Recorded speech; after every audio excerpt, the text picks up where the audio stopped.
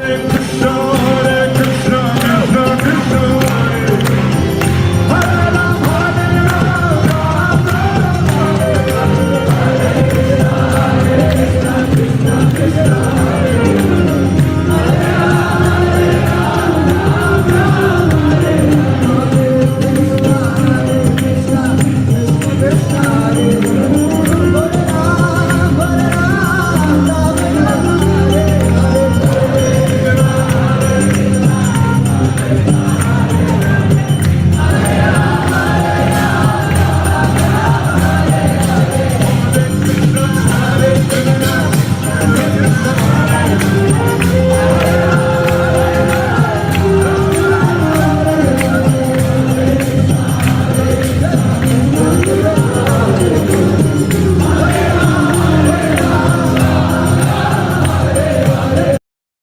Krishna devotees, please accept my humble obeisances. All glory to Srila Prabhupada. Welcome devotees to morning Bhagavatam class.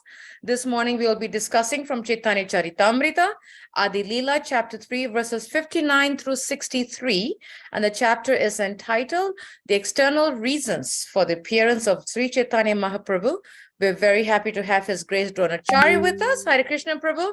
Please accept my humble obeisances. All glory to Prabhupada. Hare Krishna, please accept my humble obeisances. All glories to Jai. Srila. Great to be here with the Harrisburg family on Monday morning. Very well. How's everybody doing? So far, so good. We had an ecstatic program at the temple with Chandramani Swami yesterday. Jai. It was ecstatic. Yes. You know how he dances. Yeah. I saw him at Sadhu Sangha last week. Oh, nice. Nice. He's just amazing, just so full of enthusiasm. Completely. They bring Prabhupada with them, is what I say. Yeah, most definitely. Absolutely. And so far, so yeah, it's good. It was a very nice program. Lots of devotees, lots good prasadam. It was a blissful evening. Great. Amazing. Yes. Fantastic. Okay. Chaitanya Charitamrita, Adi Lila, chapter 3. Jaya Jaya Shri Chaitanya Jaya Nityananda,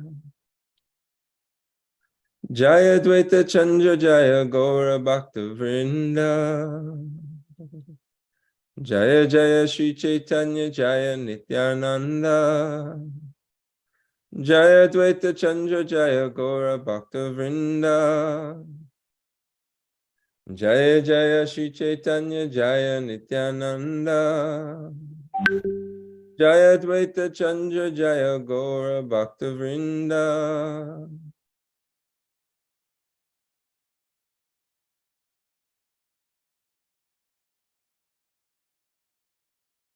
$359. Pratyaksha Tanahara Tapta Kanchanera Duti Yanahara Chataya Nase Agyana Tamastati. One can vividly see his glowing complexion of molten gold, which dispels the darkness of ignorance.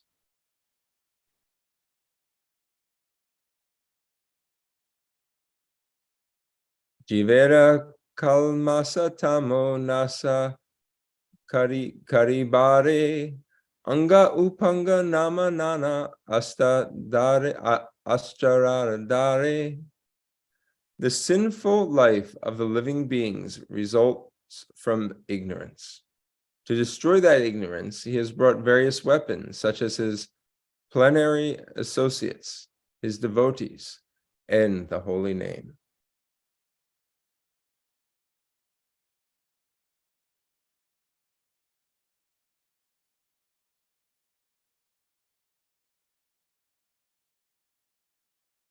Bhaktira virodi karma dharma va adharma Tahara kalamasa nama se maha tamaha.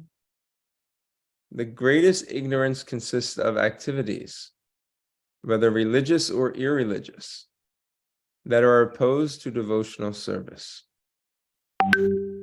They are to be known as sins, kalmasa. Bahutuli hari bali prema dristaye chaya kariya kalmasa nasa primete bashaya. Raising his arms, chanting the holy name, and looking upon all with deep love, he drives away all sins and floods everyone with love of Godhead.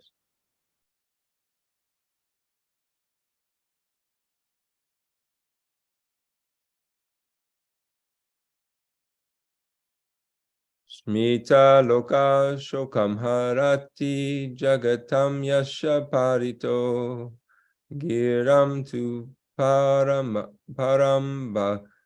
kushala patalim palavyati paralamba kamva prananyati nahi premani niviyaham sadevas chaitanyakartir atityaram nakripayatu.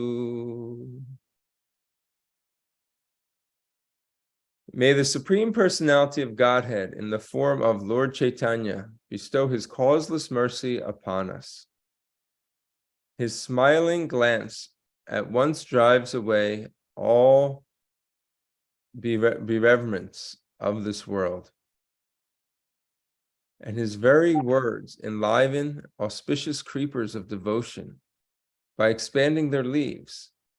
Taking shelter of his lotus feet invokes transcendental love of Godhead at once. Purport. This verse is Vitya Sri Chaitanya Astakam 8 from the Stavamala of Srila Rupa Goswami. Om Agyanatimarandasya Gyananjana Shalakaya Chakshur Umaletam Yena Tasmai Shri Guruve Namaha Shri Chaitanya Manobishtam Swapitam Yena Bhutale Swayam Rupa Karamayam Dadati Swapadantikam Nama Om Vishnu Padaya Krishna Prastaya Bhutale Shrimate Bhaktivedanta Swami Niti Namane Namaste Saraswati Deve Gauravani Pracharine Nirvishesha Shunyavadi Paschatya Deshatarine Jaya Shri Krishna Chaitanya Prabhu Nityananda Shri Advaita Gadadhar Shivasari Gaura Bhaktivinoda Hare Krishna Krishna Krishna Hare Hare Hare Rama Rama Rama Hare Hare. This very nectarian verses here from the Chaitanya Charitamrita, external reasons for Lord Chaitanya's appearance. And starts off by, one can vividly see his glowing complexion of molten gold, which dispels the darkness of ignorance. Lord Chaitanya having the mood and complexion of Srimati Radharani, and thus showing his extreme compassion in trying to understand the glory of her love. He feels the mood that she feels, the compassion for all the living entities.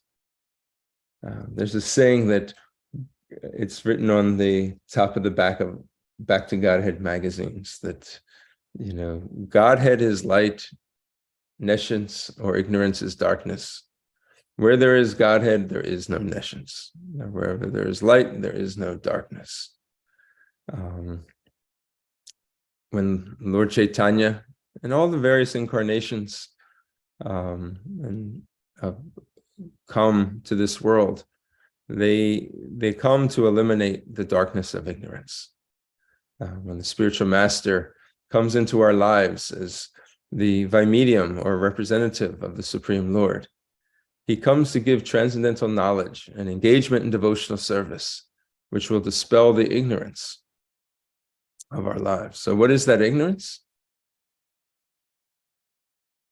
He explains in the next verse. The sinful life of the living beings results from ignorance. So the original consciousness, the original purpose of our lives, of any spirit soul, is to perform devotional service and love to the Supreme Lord. And when we ignore that or don't do that, we are in ignorance. It says that we are looking at Krishna, and then when we turn away from Krishna, and then we are in the shadow of Krishna. In that shadow, we're in darkness or ignorance. So if the disease that we're in is a result of turning away from Krishna, the cure is to turn our attention back to Krishna. So in that way, we're no longer ignoring. We're actually being attentive. So Srila Prabhupada, sometimes he would say, Krishna consciousness is very simple. And from that perspective, it is very simple, because it's a matter of just fixing our attention towards our own personal sense gratification, our own personal agendas. In that way, we remain in the shadow of Krishna. But if we put our attention solely on the mission of the Supreme Lord and his devotional service, what pleases Krishna, then we're no longer in ignorance. We're in our natural state. And in that natural state, we are in light. We are in Krishna's presence. So to destroy that ignorance, Lord Chaitanya has brought various weapons, such as his plenary associates, his devotees, and the holy name. His plenary associates. So when Lord Chaitanya comes, he tells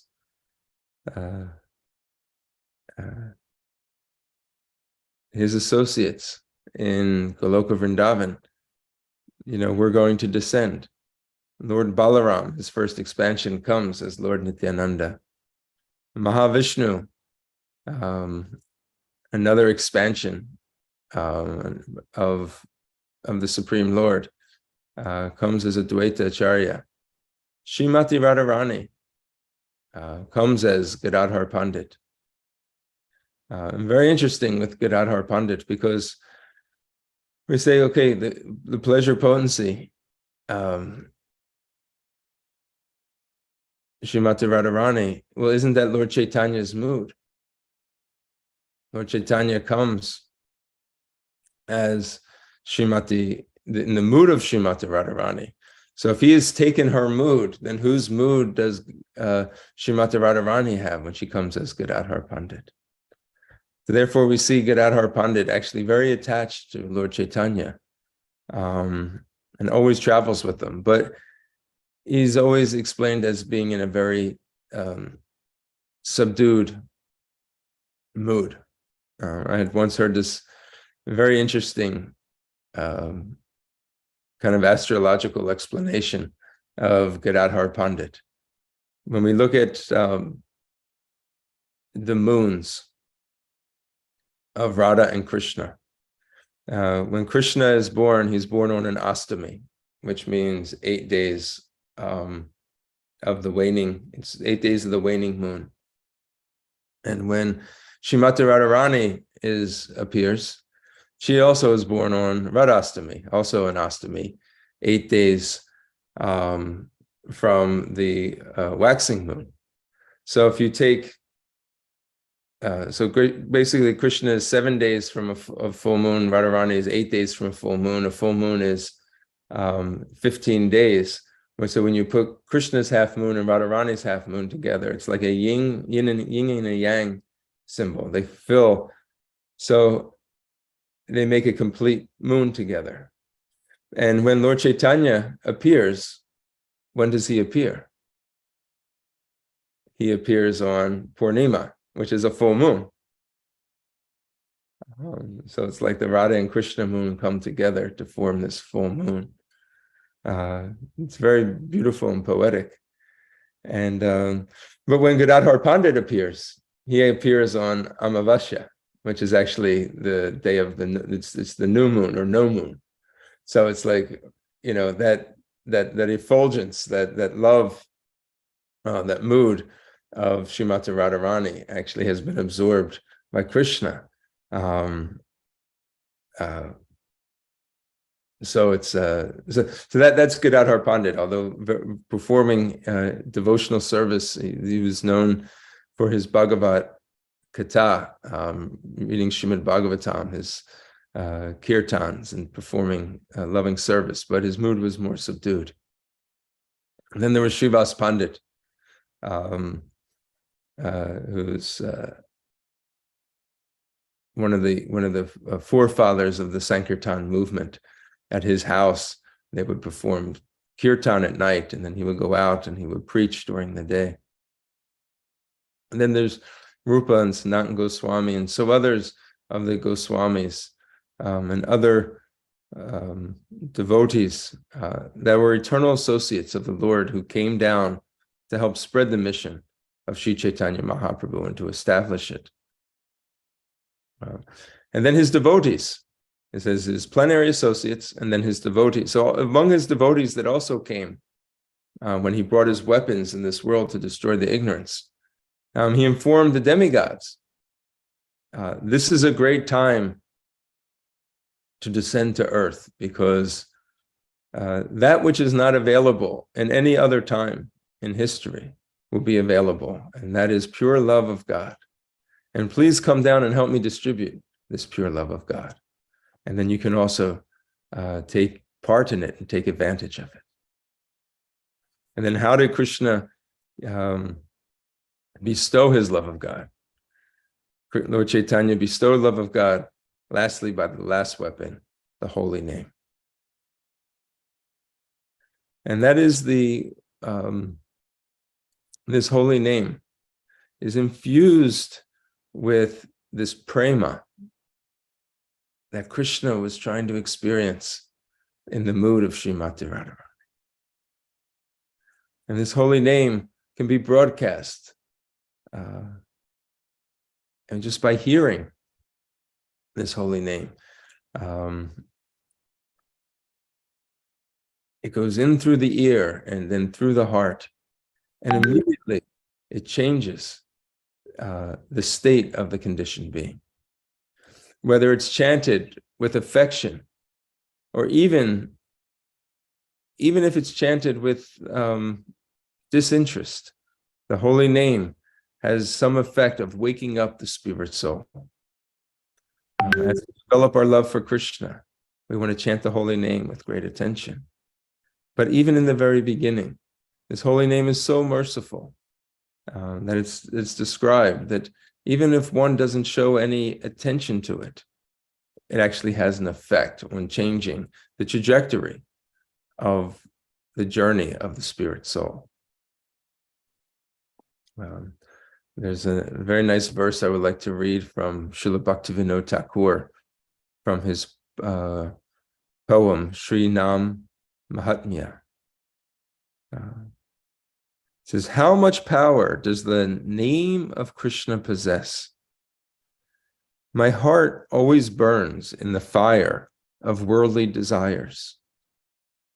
Just like a desert scorched by the blazing sun, the name enters the core of my heart through the gateway of my ears and showers incomparable nectar upon my soul. And then forcefully, the name moves from my heart to the tip of my tongue. And there it continuously dances, there in the form of sound. This is a very beautiful description of how this weapon of the holy name can enter in just through our ears. And then from the ears, it touches the heart. And the heart region is where the emotions are. But more importantly, is where the spirit soul is sitting dormant, waiting to be woken up. And this holy name is like the transcendental alarm clock that will wake us up. Therefore, such prominence is given to chanting the holy name. It is not an ordinary name. It is the name of the Supreme Lord. And therefore, because Krishna is completely omniscient and all-powerful, the holy name is not different than the name of Krishna.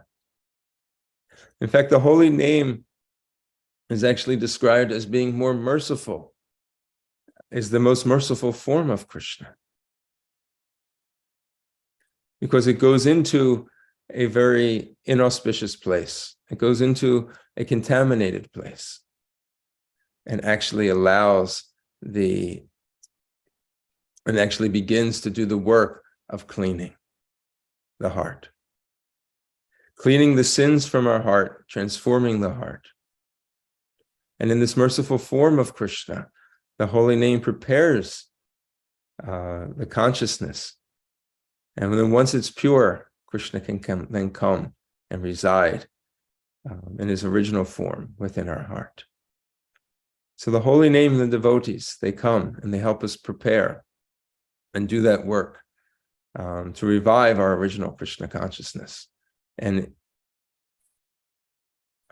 destroy the ignorance and allow us to be in our real, eternal, pure position. So the next verse, text 61. The greatest ignorance consists of activities, whether religious or irreligious, that are opposed to devotional service. They are to be known as sins, kalmasha. Now, I want to just mention with this here that it's very interesting that the greatest ignorance consists of activities, whether religious or irreligious, that are opposed to devotional service. And there's a distinction about religious activities, irreligious activities, and devotional service.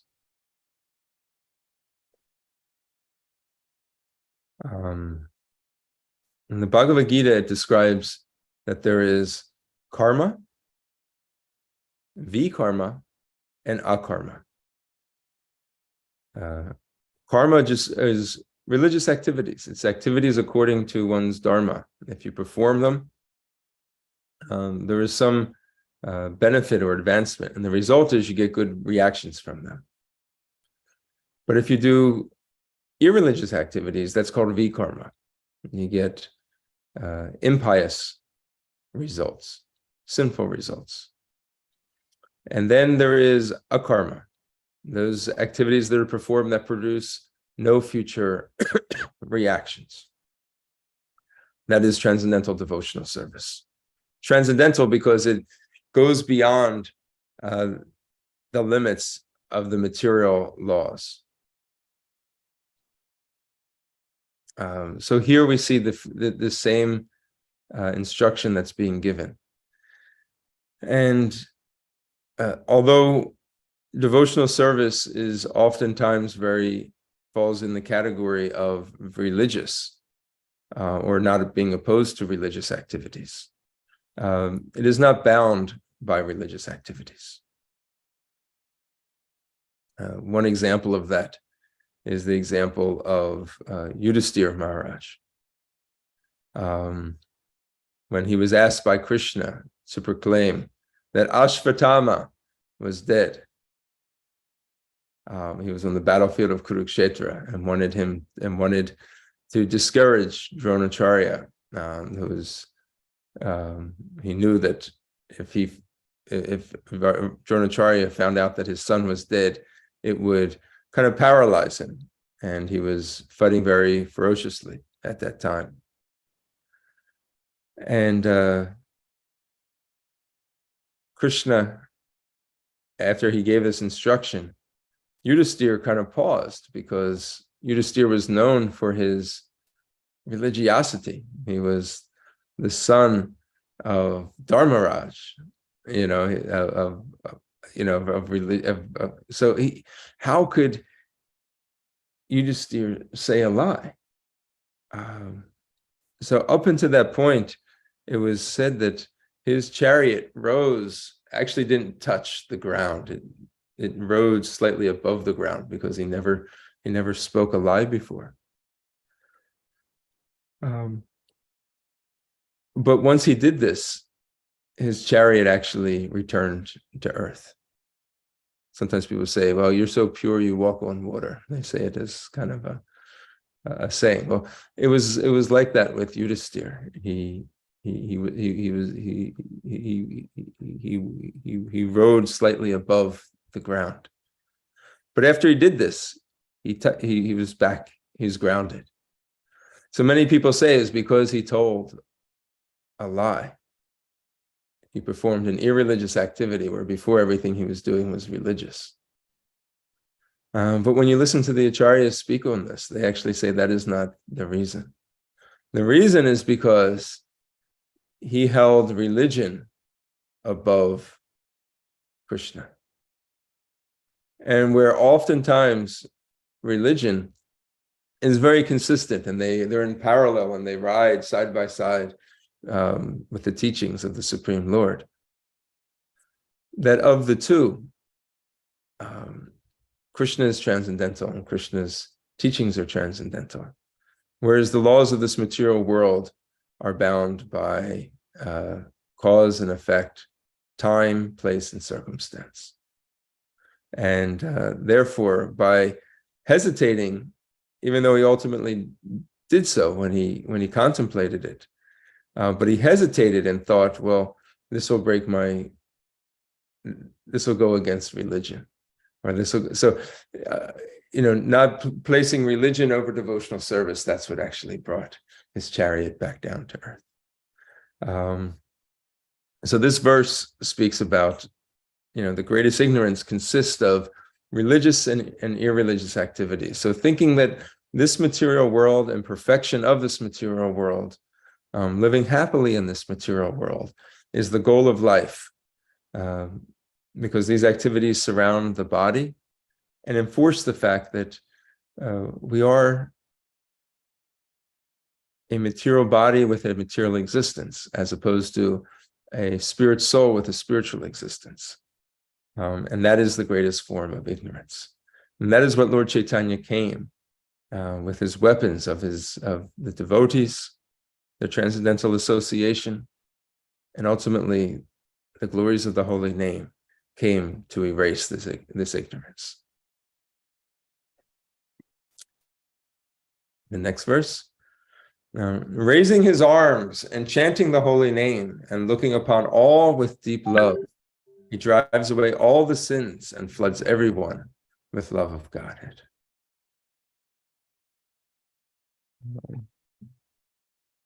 The answer to our problems is always going to be the same. It's chanting Hare Krishna.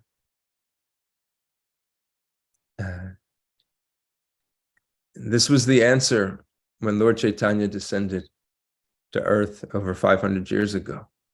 And it's still the same answer today. And Lord Chaitanya came looking for the cure of the most contaminated time period in history, Kali Yuga. The medicine that he gave, the cure, the most expeditious way of getting out of this material existence, was to chant the holy names of Krishna. Hare Krishna, Krishna Krishna, Hare Hare, Hare Rama, Rama Rama, Hare Hare. And it is still the same for us today. It is not changed. 500 years, we don't think, okay, well, now we have to mix it with something else. We have to be a little bit different. No, it's still chanting the holy name. And this has been passed down from our acharyas, the 6 Goswamis. Then down, to Srinivasacharya, down to Baladev Vijayabhushana, Vishwanath Chakravarti Thakur, Jagannath Das Babaji, Bhakti Vinod Thakur, Srila Bhaktisiddhanta Saraswati Thakur, Srila Prabhupada. Now, all these were extremely, extremely intelligent beings. They wrote and sacrificed so much of their lives, giving up opportunities for material sense gratification, and dedicated themselves to internalizing and gaining great affection for chanting the holy name, and then spreading that holy name to everyone that they came in contact with. So this holy name of Krishna will cure us from all our problems in life. Why? Because it will erase our material existence and bring us to the transcendental platform. Just as Lord Chaitanya, he raised his hands. And when you raise your hands, this is actually, you're talking to Chandramali Maharaj. This is something that he told me. He says, when you raise your arms, you act in a mood of surrender. So Lord Chaitanya, he's bringing the mercy from up above and bringing it down. And for us, we raise our hands in surrender, opening our heart, allowing Krishna's mercy to flow. So one time there was a person standing in the back of the room, and he was chanting with his arms kind of, sometimes the people, they stand in kirtan with their arms like this, right? So I remember him going over to that person and taking his arms and going like this, taking it, because you're holding back, it's like you're protecting your heart. And by doing so, sometimes we have to protect our heart, right? Because oftentimes we've been misled, we may have been abused, we may have been neglected, and there's a lot of reason for distrust in this world. So people are closed. They're very skeptical. But to hear the holy name of the Lord, this will actually drive away all skepticism. You just have to hear. Because what will happen is it'll go beyond the mental platform. It'll go beyond the platform of philosophy. There'll actually be a transcendental experience that occurs. We just have to allow the holy name to do the work. We just have to allow it to enter in through our ears, enter into our heart, as Srila Bhaktivinoda Thakur had said. And then once it is in the core of our heart, allow the shower of divine love to flood our heart. This is, Mahaprabhu says in this verse, he will drive away the sins. He'll cleanse the heart in the form of the holy name, and he'll flood our hearts with love of God. Therefore, the Sankirtan is so important. We come together as devotees to chant the holy names. The Lord is attracted by his devotees. So when we come together and chant the holy names, whether it's inside the temple, whether it's outside on the streets, it's in somebody's home, we come together with affection for Krishna in the association of devotees. Krishna, the Supreme Lord, wants to be there. He's attracted. And you'll feel his transcendental energy and encouragement. So therefore, the Sankirtan activity is essential for the practice of devotional service. And the last verse, this is really, really sweet. This is from Srila Rupa Goswami, from the Stavamala, the Chaitanya Astakam, number 8. May the Supreme Personality of Godhead in the form of Lord Sri Chaitanya bestow his causeless mercy upon us. His smiling glance at once drives away all bereavements of this world. And his very words enliven the auspicious creepers of devotion by expanding their leaves. So, causeless mercy, it comes in the form of the Lord's mercy. When we hear the word causeless, it makes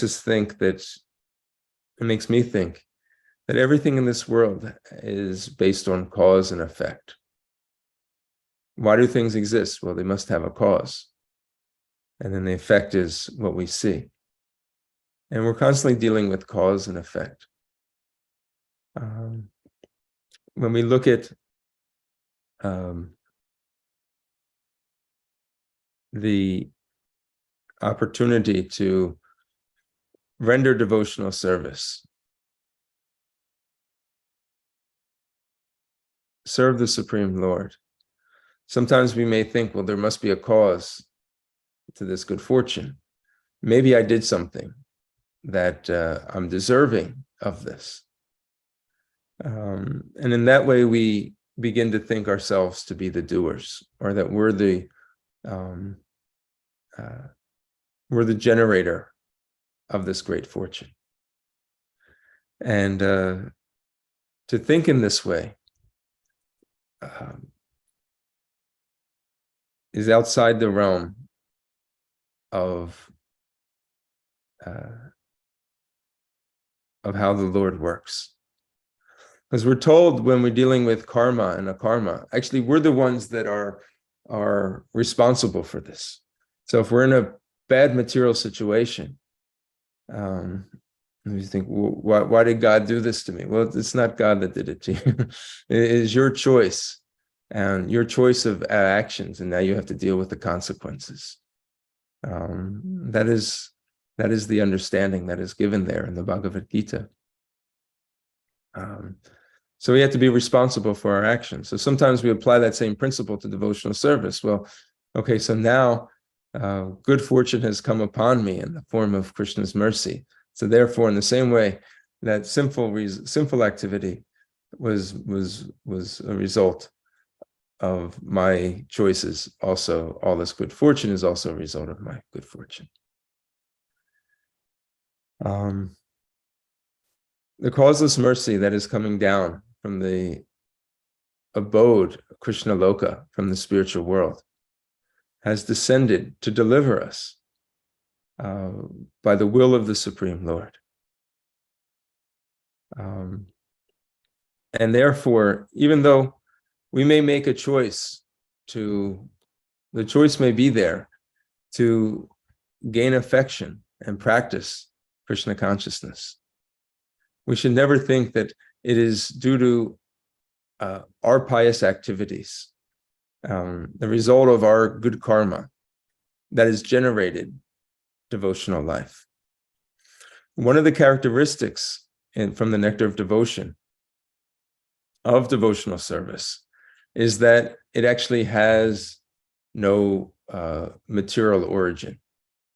So it is not generated by anyone's pious activities. It is not created through our material activities, whether good or bad. Devotional service does not call Krishna to act or force Krishna to act based on our material activities. And therefore, it is, for these reasons, it is understood as causeless. It acts completely independent of the material energy, devotional service. And because of this, it can drive away all material conditions that we are in. And this holy name, it enlivens the auspicious creepers of devotion by expanding their leaves. And I'll share with you some of these auspicious creepers of devotion as they expand and what their leaves are like. This was taken from His Holiness Sachinandana Swami.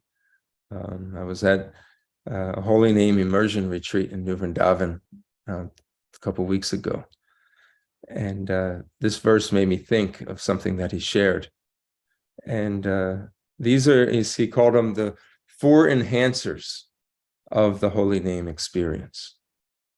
So, and when I saw this as the auspicious creepers of devotion and how they begin to expand their leaves, these are all to enhance our experience and our awakening of the holy name within our hearts.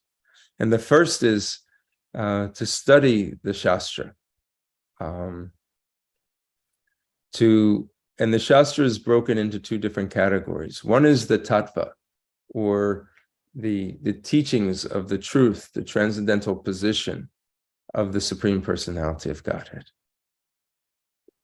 And then the other is rasa, which is the pastimes of Radha and Krishna, the pastimes of the various incarnations of the Lord.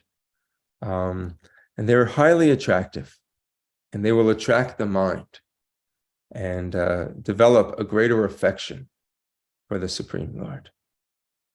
The next is sadhusanga. This is another way by which devotional service expands its leaves to associate with like-minded devotees who have a deep taste for devotional service. This is the birthplace of bhakti, and also a place where we'll develop a strong taste for devotional service.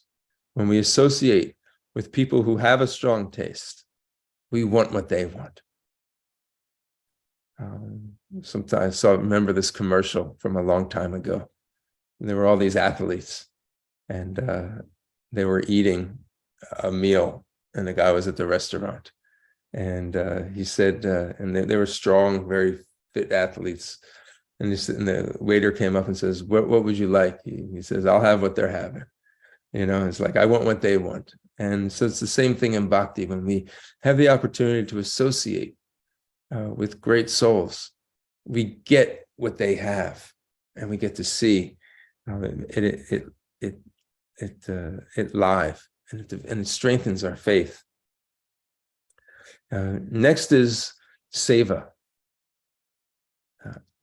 performing some practical devotional service to the holy name by sharing the holy name with others, by coming to a local place of worship and facilitating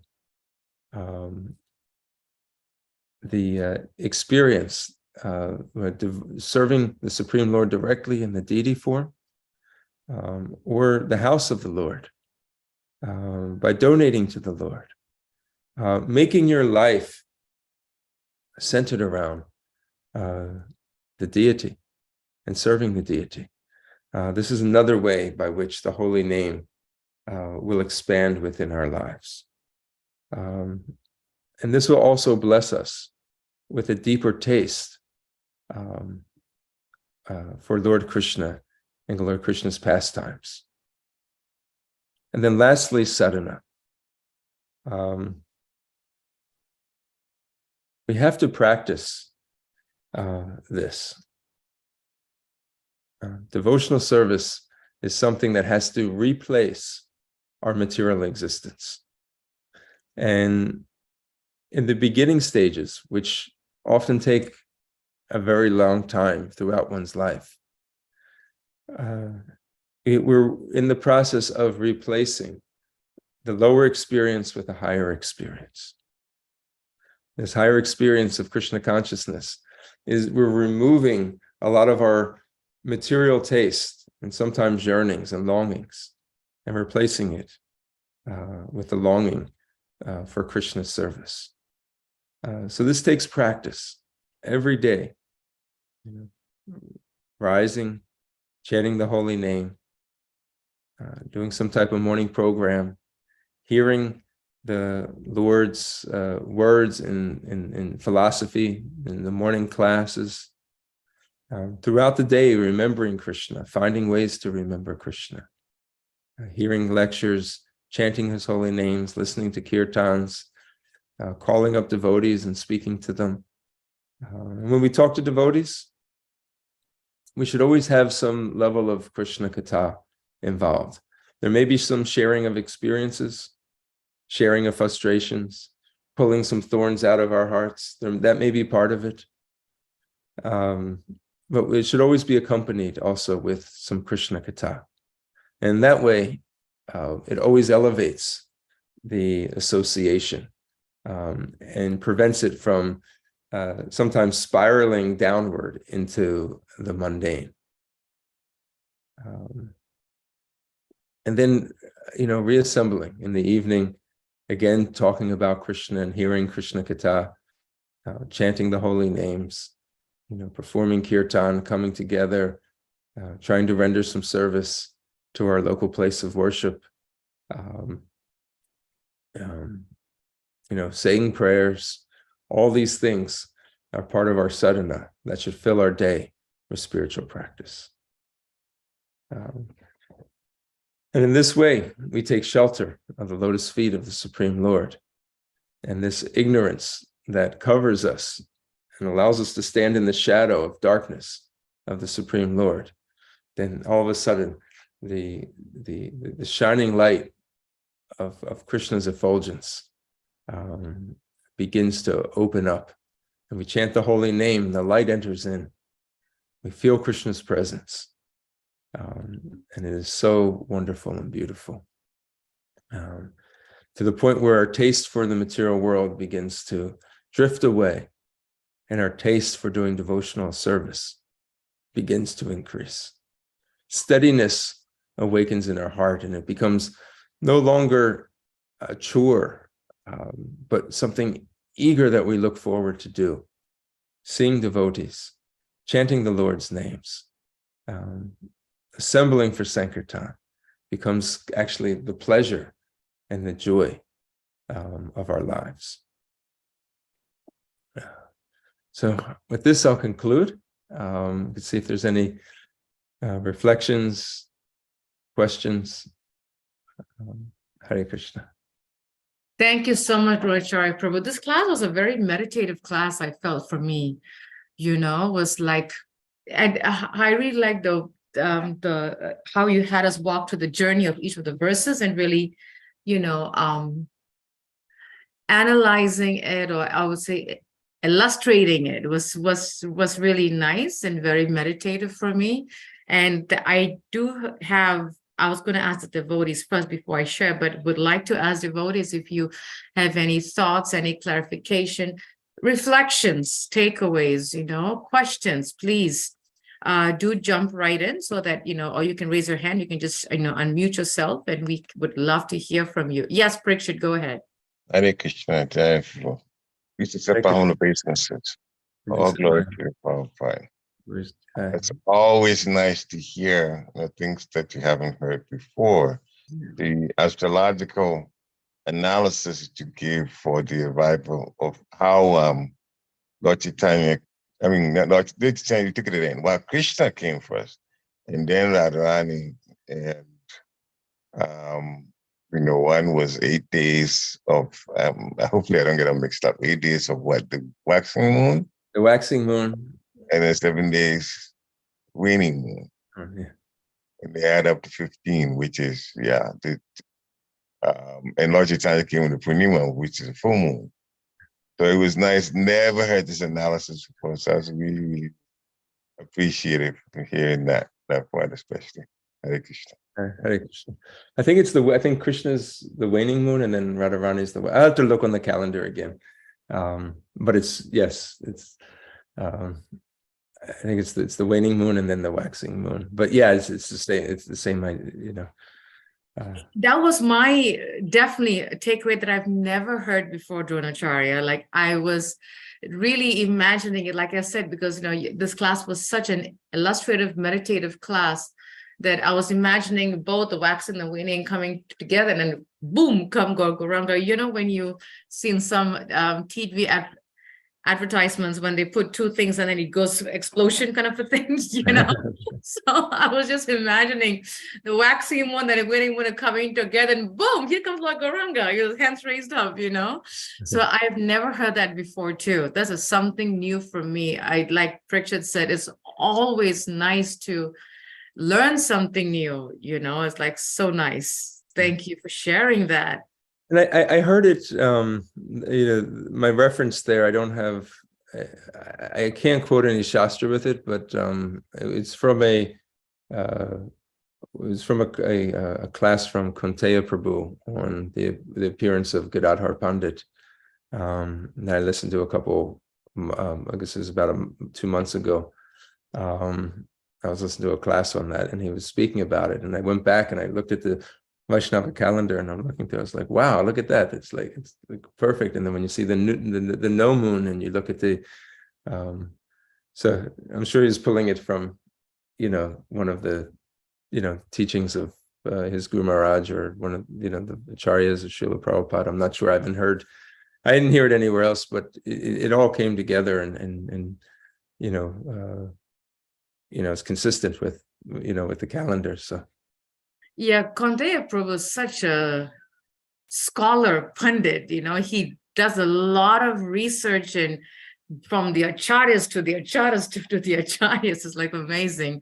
And he's very informative. That was very helpful. Amazing. Thank you so much, Dronacharya. I really like that point. Anyone else would like to share something? Yes, go ahead. I think Prithvi has something to say. Okay. Anyone else had something to share? One thing that I really, really liked, actually two things that you mentioned that I caught. One is, I've heard this before, but not the way you put it, and I really liked it, is when you said that the result of ignorance is the sinful life of living beings. It just kind of flows, at least for me, and that was a very strong point for me that you mentioned in your class. So I was really really trying to think, wow, when we engage ourselves in so many simple stuff, then it results in ignorance. And the point that you mentioned from Sachinanda Swami, loved it. Dronacharya, I loved it. The 4 enhancers of the holy name. And when you're mentioning it, I realized that they were the 4 S's. Yes. Right? Shastra Sadhusanga Seva Sadhana. Yes. Yeah. I said, it's the 4 S's of the holy name, the 4 enhancers. I said, oh my God, they all start with an S. And like you said, and I think you said it, or was it last night? I don't know. But I really like when you said, it's simple, but then it's just that we just make it very complicated. It's actually given by the Lord so simply. But I have a question, Dronacharya. When you talked about the sinful life of living beings result in ignorance, and sometimes we see in today's times that, people in general are not even aware that they are engaged in things that is making them ignorant. How can we really catch ourselves, or how can we know that it's ignorant? Like people say, no, but it's not Maya, but it is Maya, but because they try to minimize it. So how can we know, that it is Maya, and be honest about it?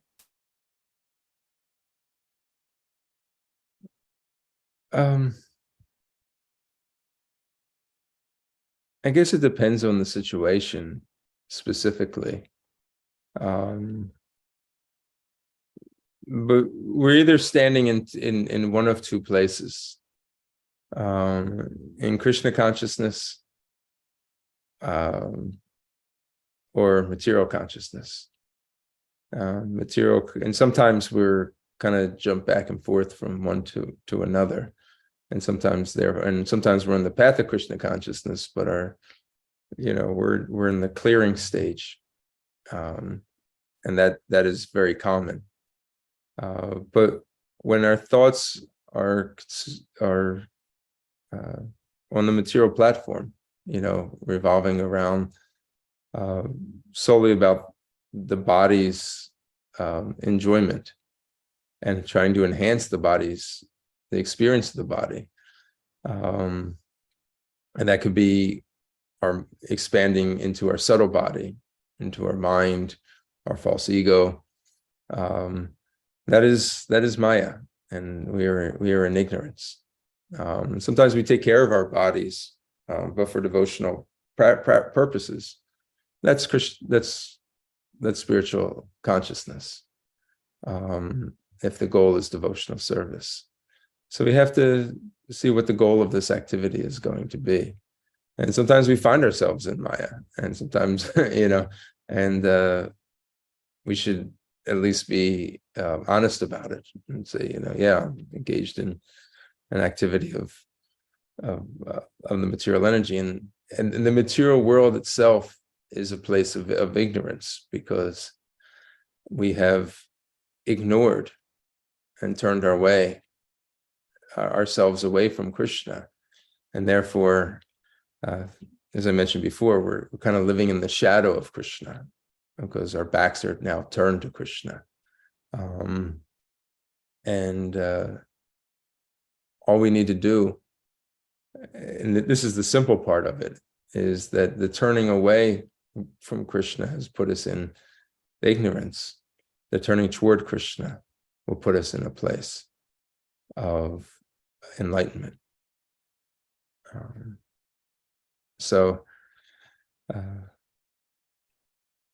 Sometimes you just have to know the specifics of a person's situation to say whether, this person's in ignorance, they're situated in Maya. And no one likes to hear that, of course, right? But we should be very clear with what devotional, what Krishna consciousness is, what devotional service is, and what material activities are.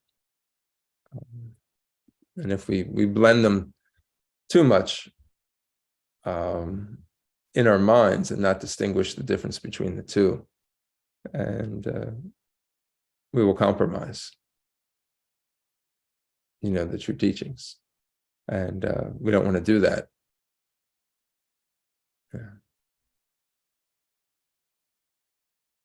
Yeah, the key word that you mentioned was compromise. We can't compromise one for the other. Yes, and that's a very dangerous and fine line.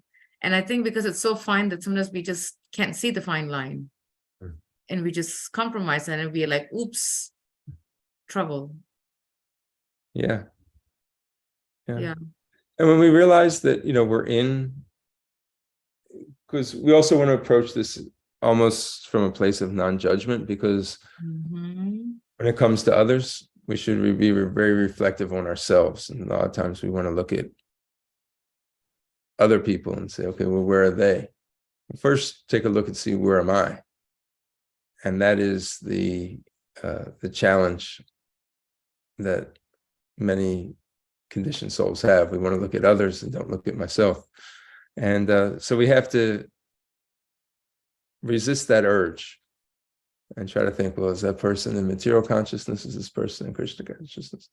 The only reason we really want to make that judgment is because we want to understand the higher association that we want to take. We want to be able to take high association, because that, again, is where we develop that taste, that really strong taste for Krishna consciousness. But for our own mental enjoyment, we don't want to do that. Just go into this place of evaluation and judgment on others. Better take a look at ourselves and see where we are. Are my activities motivated by wanting to move closer to Krishna, or my activities motivated by wanting to enjoy more in this material world? Very good point, Dronacharya. Very good point. Yeah. And like you said, we when we see something in someone, we should look within ourselves and see. And also you mentioned it's becoming more and more difficult to actually be reflective on ourselves. That's a very good point. Yeah. Thank you for bringing that up. Thank you so much. Any other questions from devotees? Any thoughts? Any reflections? That since we're talking about reflection, any takeaways? And if there isn't, we thank you all for joining us for this morning's class. And Dronacharya, as always, thank you for such a meditative class. And I definitely learned a few things, and I'm sure many of us did. And thank you for really going into the depth of Gadadhar Pandit, Lord Chaitanya, very nice fast times, and sharing with the Satchidananda Swamis for enhances. That was very, very helpful too. Thank you so much. And we thank all of you for joining us. Vanchakraptabhyascha, Kripasindoh Bevacha, Patitanam Pavanebhyo, Vaishnavebhyo Namo Namaha, Srila Prabhupada Ki Jai. Jai. Have a wonderful day. Hare Krishna. Hare Krishna. Jai. Hare Krishna. Hare Krishna. Hare Krishna.